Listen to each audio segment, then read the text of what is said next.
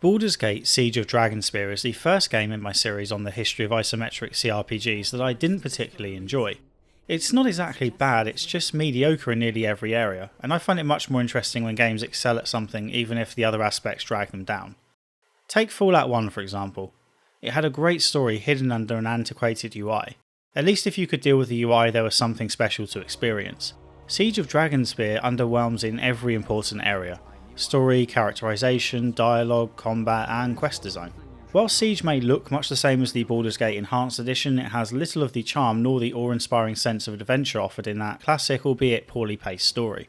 Siege of Dragonspear is a tricky game to contextualise in this series on isometric CRPGs. If I stuck to the chronological release date, then I would be covering Siege of Dragonspear between Torment, Tides of Numenera and Tyranny. However, Siege of Dragonspear's story takes place between Baldur's Gate 1 and 2 and was designed to fill in some story gaps between those two games.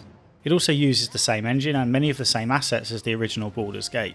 One of the goals of this series is to track the development of isometric CRPGs through the years, but Siege of Dragonspear is a deliberate attempt to mimic a game from almost 20 years prior. I ended up deciding to cover Siege now as opposed to in episode 13 or whatever, but it was a tough decision. Even having now played it, I'm still not sure if I made the right call. After all, the target audience for Siege of Dragonspear is almost certainly those who have already played both of the Baldur's Gate games and just want a couple of the gaps in the story field.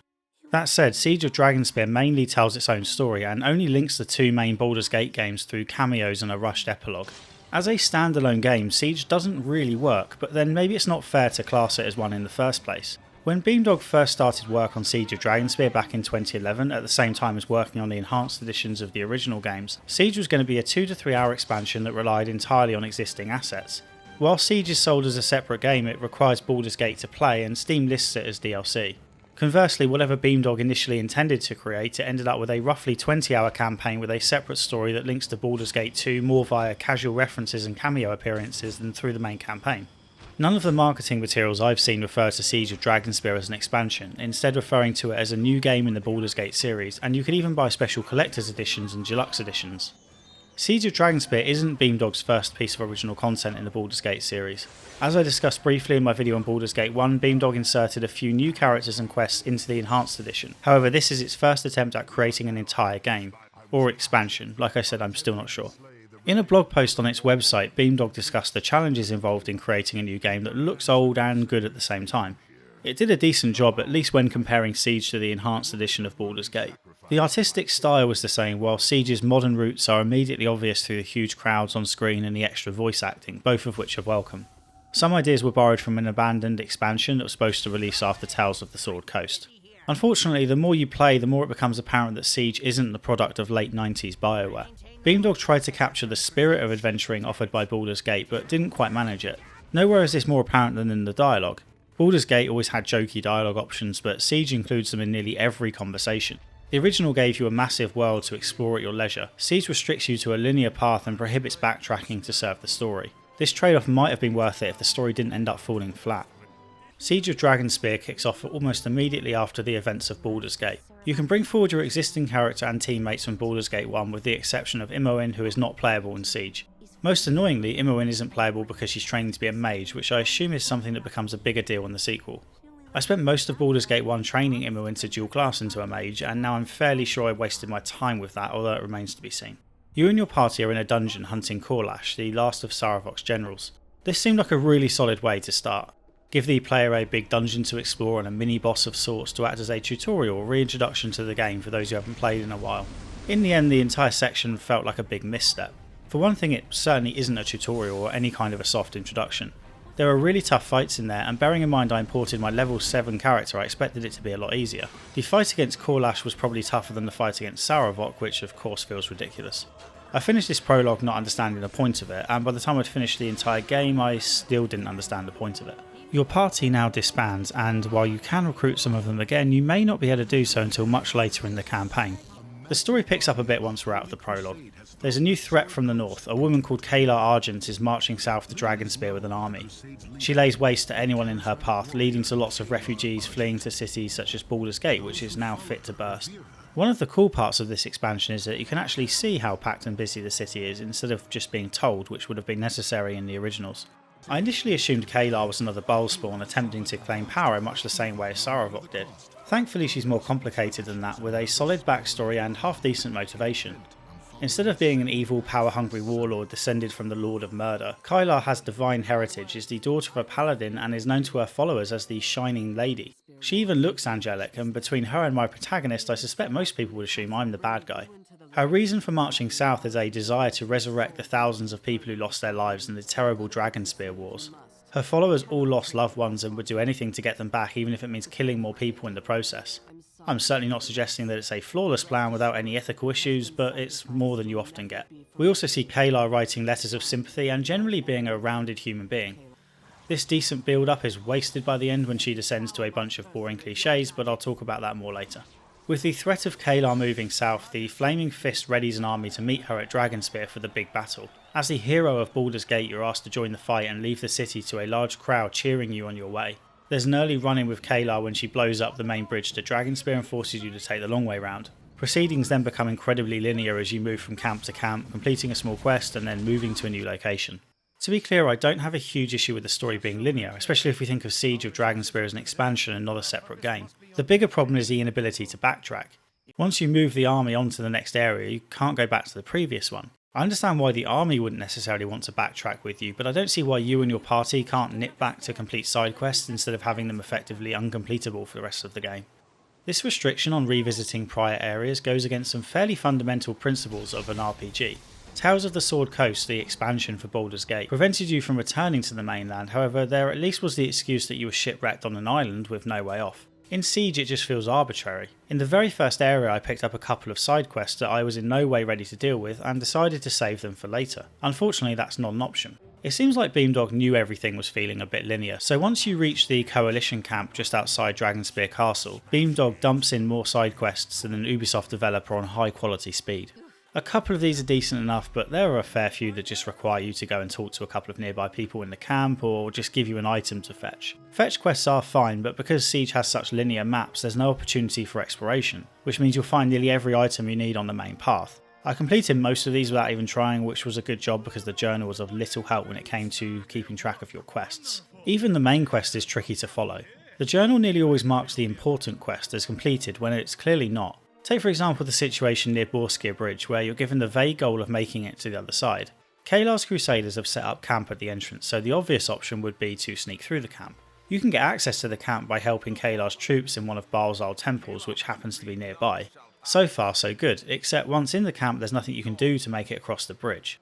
There is a fort nearby but you can't clear the fog of war to see much of it beyond the entrance. At this point I had absolutely no idea what to do. I wanted to either cross the bridge or gain access to the other fort, but I couldn't find a way to do either. I went back to Baal's temple and eventually stumbled across a wardstone which activates a teleport device which happens to teleport you into the nearby fort. As a player, whenever you get lost there's always the temptation to blame the game instead of yourself, and true to form that's exactly what I'm going to do. First of all, as far as I could tell there was no way to know the teleportation stones were going to teleport you to the fort.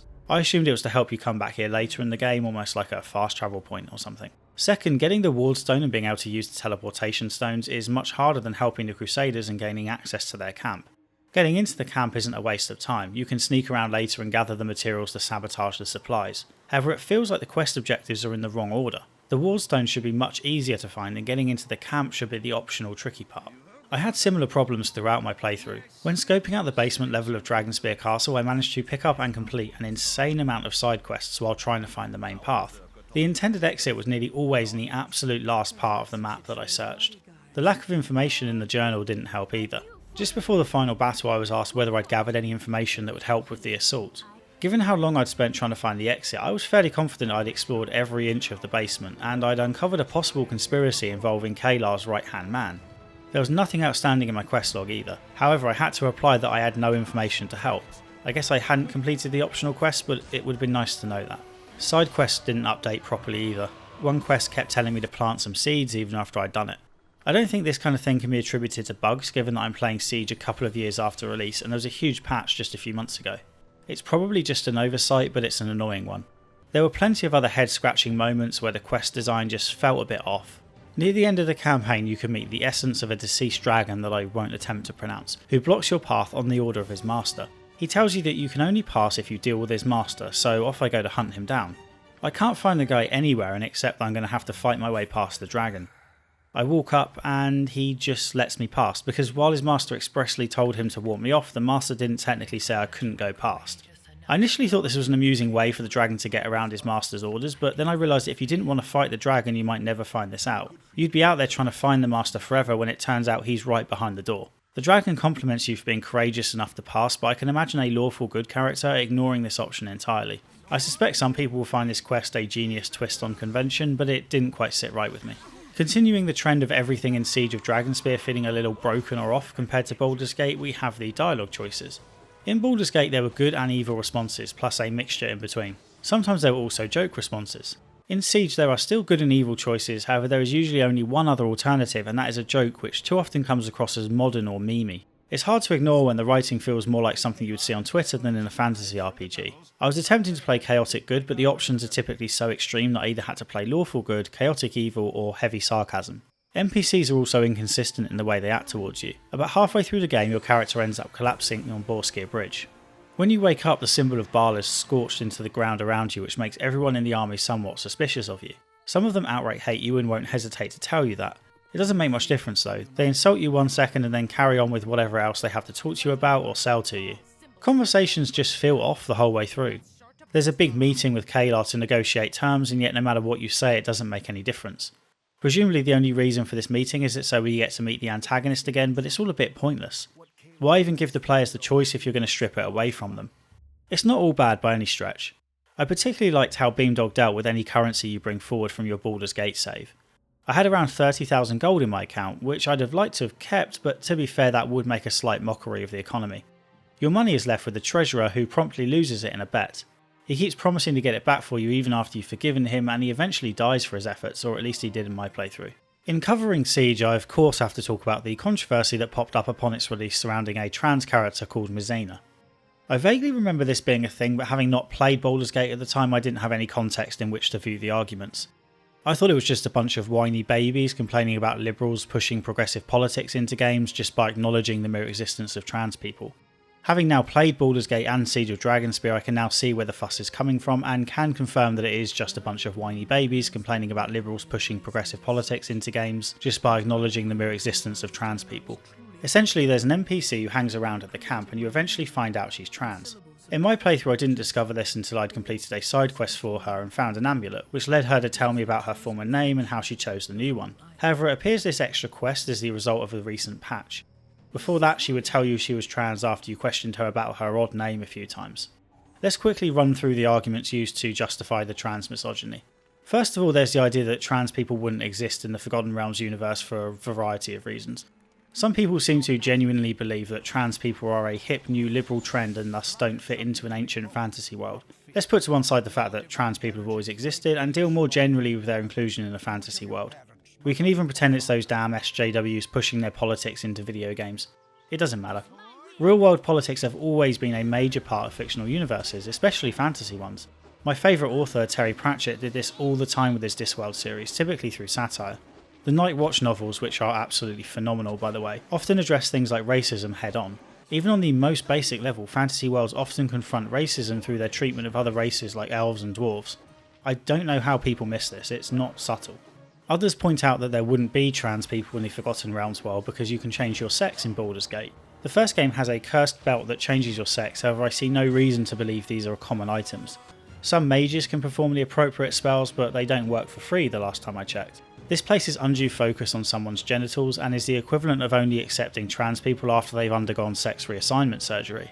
And let's not forget, Ed Greenwood, the person who created the Forgotten Realms, has stated that trans people can exist in the universe.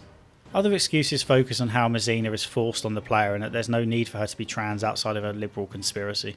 Trans people don't need a reason for existing in any story. They aren't only acceptable inclusions when they serve some part of the wider narrative. You often see this kind of discussion around gay characters as well. If a man and a woman kiss in a game, it's largely ignored. However, if two men or two women kiss, it's accused of being gratuitous or unnecessary, as if there needs to be a reason for it. The whole thing is silly, especially because the character is a minor NPC. This is not some phenomenal example of inclusion and diversity, it's actually pretty much the bare minimum. In an email to Kotaku around the time of the game's release, Beamdog stated that it would give Mozaina more character development in a future update. However, this update took 2.5 years to arrive, and the change to her character is fairly minor. I'd like to think the decision to give her more character was designed to correct her lack of presence rather than to counter idiotic arguments, but either way, I assume all those complaining about the forced nature of her inclusion now no longer have any complaints, so that's good. There were also a few grumbles about Safana, a thief from the first game who was apparently changed to be less obviously seductive and have a more rounded personality.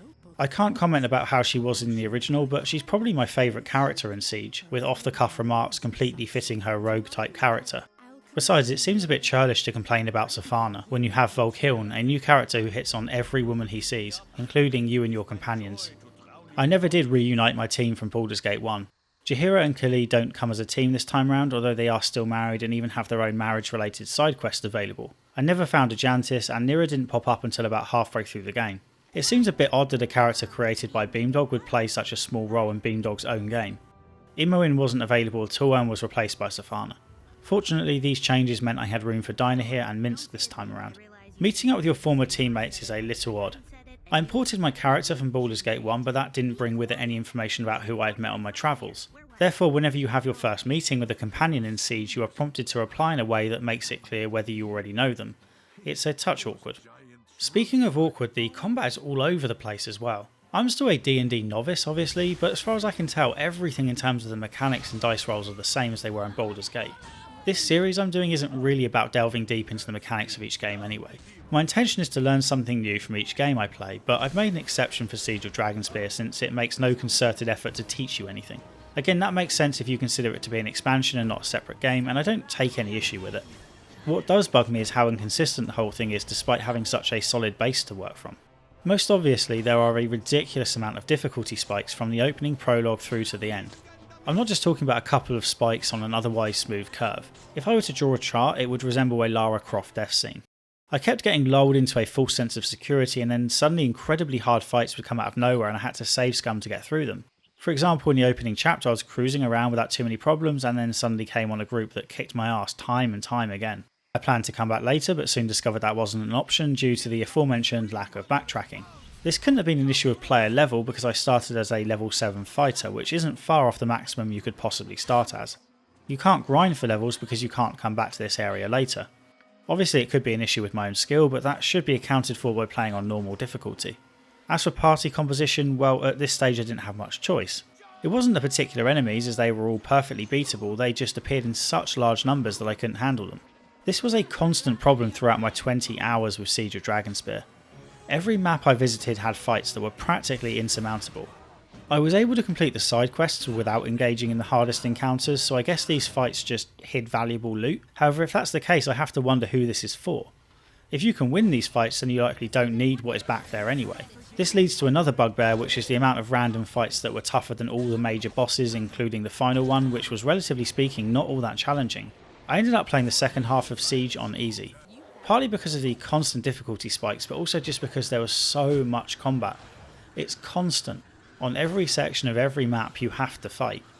In Baldur's Gate I would often go hours without fighting more than a stray wolf. In Siege that's impossible. The maps are so densely packed with huge groups of enemies that I never got that feeling of being an adventurer that was such an important part of the first game. Fair enough, for story reasons we are heading to war this time, which forces the linear structure upon us, but even so there's no need for it to be this intense. It's like Durlag's Tower except 5 times as long and without any of the puzzles to break up the action. It's just fight after fight after fight. I kept exhausting all my spells and needed to rest every 5 minutes, hence the decision to reduce the difficulty to easy. It always felt like enemy placement was random or at least done without much thought. In addition to there just being loads of them, the encounters themselves can go vastly different ways based on coin flip decisions. Take the situation after I entered the room beyond the ghostly dragon. I crossed a bridge and headed slightly to the left. I confronted a group of mages and got into what I believe was an unavoidable fight. The dragon's master was just off screen, but he quickly got involved and commanded the dragon to help him out, and at this point I was screwed. After my inevitable death I restarted and went to the right this time. I quickly killed the dragon's master, which meant this time the dragon was on my side and the fight was much easier as a result. The challenge of this fight was entirely dependent on whether I guessed the right direction to head in after crossing the bridge. This sort of thing happens a lot. There's nothing wrong with fights playing out differently of course, and Siege does this the correct way a couple of times by letting you avoid combat altogether if you talk your way out of the situation, but this is rare. Adding to my sense of fatigue was the ridiculous amount of loot on offer. I accepted this as a necessity early on because not all players will be carrying forward gear from a previous save file, but by the end of the game it just became tiring. None of it is ever an upgrade on your existing gear, so I only ever picked up potions, gems and ammo, but even that was largely pointless. I had hundreds of potions that I never used, partly because of the decision to turn the combat down to easy. Potions give you an edge in combat, but like I explained, I just got bored of the constant fighting. If you're out of battle, it's always easier to rest than it is to heal up all of your characters. You don't need the money from gems either because none of the merchants sell anything worth having. Finally, the combat somehow seemed to be much buggier than it was in the previous Baldur's Gate. My main pet peeve was my characters constantly idling around after defeating an enemy instead of automatically attacking the next one. They would just stand there and take damage even though their AI scripts were set to attack on sight. I even went back to Baldur's Gate to make sure the settings were the same, and sure enough they were. This wasn't consistent, which leads me to believe it was a bug and not something that needed changing in the settings, but it was frustrating as hell. Despite not enjoying the combat, I kept playing for the story, and even that came to a disappointing conclusion. The big siege is a letdown. It's mainly just fighting loads of soldiers, which is going to be relatively easy for you at this point. I don't think a siege is a great idea for this type of game anyway. The focus should always be on the protagonist and their companions, so putting them in the middle of these huge battles feels out of place. Kalar ends up being so irrational that I ended up longing for the days of villains who just want to take over the world. It turns out she doesn't want to travel into hell to save thousands of lost souls, just one, that of her uncle who saved her as a child. She's killed hundreds of people just to bring back her uncle, who ends up being understandably annoyed at her for such selfish actions. To top it all off, she is betrayed by her obviously villainous sidekick Heffernan, so also ends up looking fairly stupid in addition to selfish. It's a shallow way to end the story of an otherwise promising antagonist. Siege of Dragonspear exists partly to be the link between Baldur's Gate 1 and 2. However, that link seems to be a minor and almost inconsequential part of the story.